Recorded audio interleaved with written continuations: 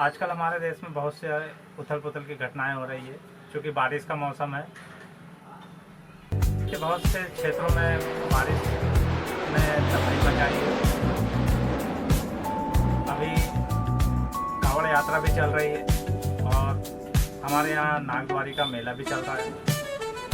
देश में उपराष्ट्रपति महोदय धनखड़ साहब का इस्तीफा हो गया है अचानक। उनका दफ्तर सील कर दिया गया है, वह भी अचानक, और उन्हें बंगला खाली करने का नोटिस मिल गया है, वह भी अचानक। तो ऐसी बहुत सारी घटनाएं देश में उतार चढ़ाव वाली घट रही है। मैं एक किस्सा सुनाता हूँ आपको, शायद सुना हो आपने। एक बार एक आदमी बाजार से मुर्गा खरीद कर लाया। सोचिएगा साहब, उसूलों की बात है कि कितना डरेंगे और डर कर क्या क्या चला जाएगा।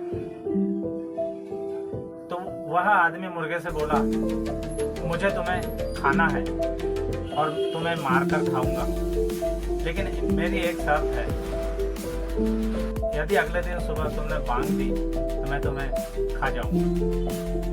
तो जब अगले दिन सुबह हुई तो उस मुर्गे ने बांग नहीं दी, लेकिन अपने पंख फड़फड़ाए। तो वह आदमी आया और मुर्गे से कहा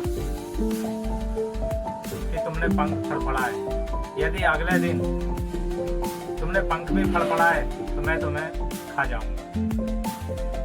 तो जब अगली सुबह हुई तो मुर्गे ने ना बांग दी ना पंख फड़फड़ाए, लेकिन गर्दन लंबी कर दी। अगले दिन की सुबह वह आदमी आया और कहा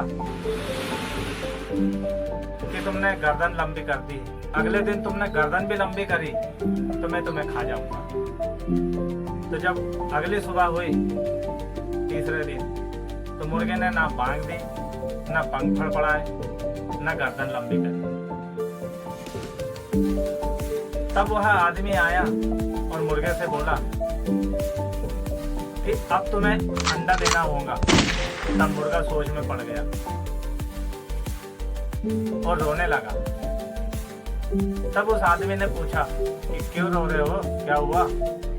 तब मुर्गा बोला कि आज मैं इसलिए मारा जा रहा हूँ कि मुर्गा होकर मैं अंडा नहीं दे सकता। सोच रहा हूँ कि जब मारा ही जाना था तो पहले ही बोलकर मर गया होता, कम से कम अपना जमीर तो जिंदा होता। वो जो बोलने का समझौता मैंने कर लिया, मारा तो मैं तो मारे वो भी जाएंगे जो यह गलत फहमी में जी रहा है कि हमारा नंबर नहीं आया। ये दुनिया है साहब, ऐसा नहीं है, नंबर तो सबका आएगा।